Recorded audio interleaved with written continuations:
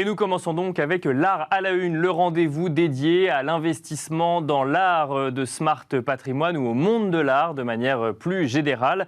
Et aujourd'hui, nous avons le plaisir de recevoir en plateau, sur le plateau donc de Smart Patrimoine, Laurent Issora, responsable de l'art banking chez Société Générale Private Banking France. Bonjour Laurent Issora. Bonjour, merci beaucoup pour votre invitation. Merci à vous d'être avec nous sur ce plateau. Vous êtes responsable de l'art banking. Est-ce que vous pouvez nous expliquer un petit peu ce que c'est que l'art banking ? Je sais que quand on va se promener sur votre site ou autre, quand on parle, vous dites très clairement, on ne parle surtout pas d'investissement dans le monde de l'art, ce qui peut paraître d'ailleurs un petit peu antinomique avec le fait qu'une banque se positionne sur ces sujets donc d'accompagnement sur des créations de collections ou autres. Qu'est-ce que c'est que l'art banking, Laurent Issora ? L'art banking, en fait, c'est une série de services qu'un certain nombre d'institutions financières, à commencer par assez largement, je dirais, les États-Unis aujourd'hui, peuvent être amenés à apporter, des services qui peuvent être apportés à des clients ou des clientes ayant une appétence aux arts et souhaitant donc être soutenus dans leur démarche.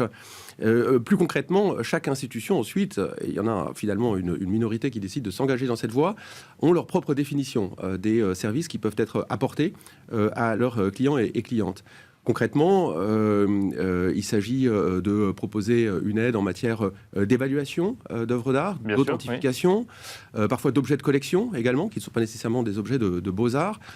Ça peut être un accompagnement en matière d'acquisition, de cession d'objets. Les enjeux financiers ici sont déjà assez significatifs. Donc on va accompagner finalement dans la gestion de son patrimoine artistique de la même manière qu'on accompagne dans la gestion de son patrimoine financier pour le coup. Tout à fait, tout à fait. Et simplement dans le domaine des objets, il y a une série de considérations qui sont peut-être nouvelles, auxquelles on n'est pas nécessairement habitué à faire face, en tout cas à prendre en compte de façon rigoureuse, comme on le ferait pour des investissements financiers. Typiquement, l'état des lieux de l'existant, le reporting financier, c'est quelque chose qu'on obtient de la part de sa banque, par exemple, régulièrement. Là, c'est dans le domaine le des arts, c'est moins le cas. Oui, absolument. Et là, il faut s'équiper. Donc, il faut créer, par exemple, un état des lieux, en d'autres termes, un inventaire de l'existant. Il s'agit en fait d'une photographie à un moment T qu'on renouvelle en termes d'évaluation chaque année ou tous les 2 ans, qui recense en fait l'ensemble des objets. Et ce qui est extraordinairement étonnant, c'est le nombre de personnes qui détiennent de nombreux objets et n'ont jamais réellement fait ce recensement. Alors, un mot avant d'aller peut-être sur la façon dont on peut se créer une collection, c'est est-ce qu'on peut parler d'investissement dans l'art ? Est-ce que quand vous accompagnez des personnes qui veulent acheter ou vendre des œuvres d'art, cette notion d'investissement est souvent présente ? Alors, votre question est absolument essentielle, surtout lorsque vous posez cette question à un représentant d'une institution financière. Bien sûr, complètement. Et donc, c'est une question que nous nous sommes posée. Notre parti pris très fort sur ce sujet, c'est que le principal dividende, entre guillemets, d'une œuvre d'art, c'est le plaisir esthétique, le plaisir intellectuel, le bonheur du collectionneur ou de la collectionneuse d'être entouré de belles choses. Et ça ne se mesure ni en euros, ni en dollars, ni en francs suisses ou en yens. En revanche, et c'est tout à fait différent, les enjeux financiers peuvent être tout à fait importants. Les œuvres d'art, les objets de collection constituent une classe d'actifs à part entière. Et il est essentiel d'être bien conseillé en matière d'acquisition, d'évaluation, de constitution d'inventaire, de solutions de protection, notamment des assurances, de transmission d'actifs à la génération suivante. On parle d'ingénierie patrimoniale appliquée au domaine des arts.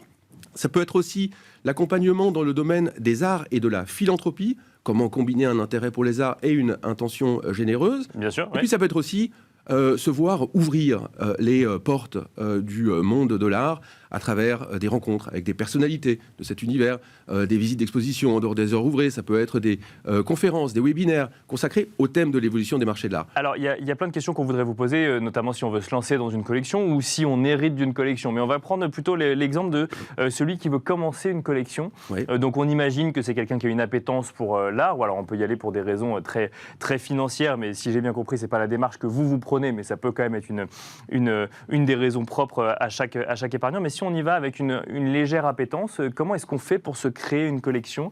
Est-ce que, en fait, on succombe au coup de cœur lorsqu'on va se balader dans une galerie et puis on se dit qu'on réfléchira après à la cohérence de la collection, ou dès le début, il faut avoir une démarche spécifique?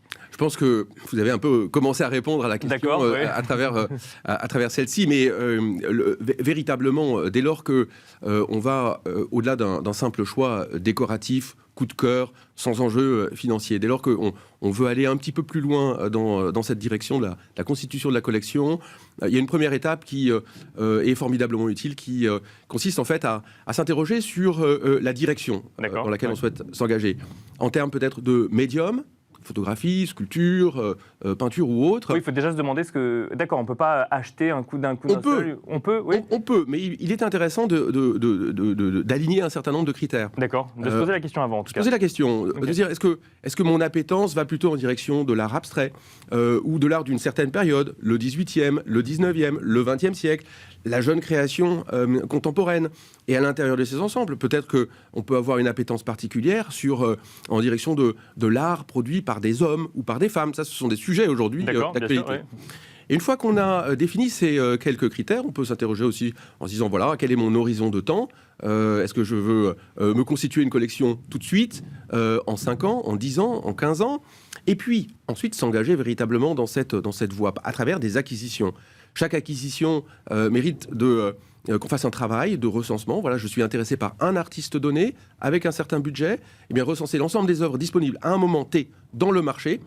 Faire ensuite les travaux de due diligence, c'est-à-dire de contrôle. Et ça, contrôle. comment on le fait pour recenser toutes les œuvres à un moment T qui sont disponibles à la vente ou qui pourraient être disponibles à la vente? C'est toute la difficulté du marché de l'art. En fait, c'est un univers qui est peu transparent, dans lequel il existe un certain niveau d'information, notamment des informations a posteriori, les résultats des ventes publiques, par exemple. Oui. Ça, c'est disponible.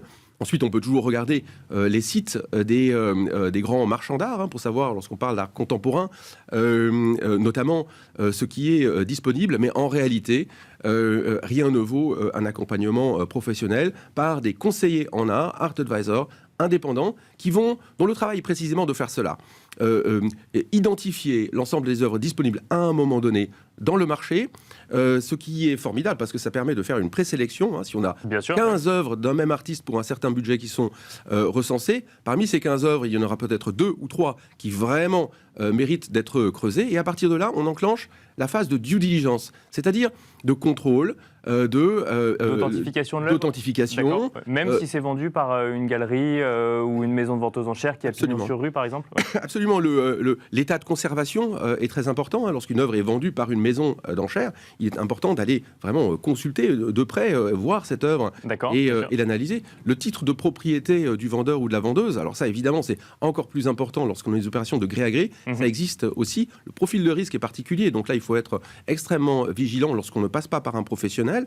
Mais cet accompagnement par un art advisor indépendant, un conseiller en art indépendant, va permettre non seulement cette identification, ce processus de contrôle, de due diligence, mais aussi derrière, le cas échéant, la négociation du prix.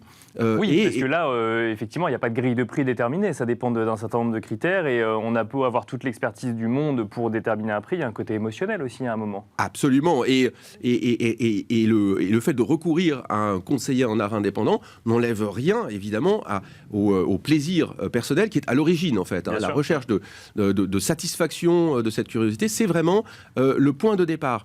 Mais se faire plaisir en achetant une œuvre qui correspond vraiment à ce qu'on souhaite, ce plaisir, en fait, il est décuplé lorsqu'on est bien éclairé et qu'on sait qu'on fait une opération à un prix normal et qu'on achète une belle œuvre. Et l'accès aux bonnes œuvres à un prix raisonnable, vraiment, est largement facilité par le recours à des conseillers externes. Une question pour revenir sur ce que vous disiez au début, sur les questions qu'il faut se poser, que ce soit sur les périodes ou sur les typologies d'art, que ce soit sur la sculpture ou la peinture ou la photographie. Est-ce que quand on veut se constituer une collection et qu'on part de rien, il vaut mieux qu'il y ait une certaine cohérence dans la collection? Je ne sais pas, une période en particulier, une thématique particulière ou alors que de la photographie. Est-ce que c'est quelque chose qui peut donner de la valeur à terme à la collection ou en tout cas lui donner une identité propre, pardon. Absolument, absolument. On peut faire le choix du cabinet de curiosité, dans lequel on accumule finalement des œuvres, des objets qui correspondent à un état d'esprit, la curiosité d'un individu Bien sûr. Qui aura voyagé, par exemple. Mais lorsqu'on constitue une collection dans le temps, généralement, il y a un fil rouge qui se dessine. Il faut raconter une histoire, finalement. On raconte une histoire et on va dans une certaine direction. Et c'est vrai que, comme vous le disiez, cette collection, elle peut gagner en intérêt et donc en valeur si à un moment donné, elle prend un sens et une direction bien définie. Et une fois qu'on a pris cette direction, l'exercice devient vraiment franchement de plus en plus passionnant parce que on va documenter on devient un vrai collectionneur. On devient un vrai collectionneur. Les œuvres elles-mêmes vont devenir encore plus désirables. Cette collection est susceptible de voyager, d'être montrée. On va en parler. Il y aura des écrits, de la documentation. Et puis, il y a un moment, probablement, dans une collection, on va décider que certaines œuvres acquises à un moment donné, finalement, mériteraient d'être cédées. Parce qu'elles ont moins de sens dans cette collection. Et le produit de cession va être utilisé pour acheter de nouvelles œuvres, pour continuer de renforcer le sens de cette collection. J'avais une conversation avec un collectionneur qui comparait l'exercice de la collection à celui du jardinier, vous savez, qui travaille un bonsaï. Un bonsaï, c'est un travail extrêmement précis. Puis parfois, il y a des branches qu'il faut couper. Et puis, ça permet à d'autres branches de se développer davantage dans le sens pour magnifier encore, si vous voulez, ce végétal. Une collection, c'est un petit peu cela aussi. Et ben, on finira sur cette image. Merci beaucoup, Laurent Isora, d'être venu sur le plateau de Smart Patrimoine. Merci. Merci à vous. Je rappelle que vous êtes responsable de l'art banking chez Société Générale Private Banking France. On n'aura pas eu le temps de parler des polices d'assurance en lien avec une collection, mais on en parlera une autre fois, parce qu'à mon avis, c'est un sujet qui mérite d'être creusé également. Merci à vous, en tout cas, de nous avoir suivis. Et on se donne rendez-vous tout de suite dans Enjeu Patrimoine.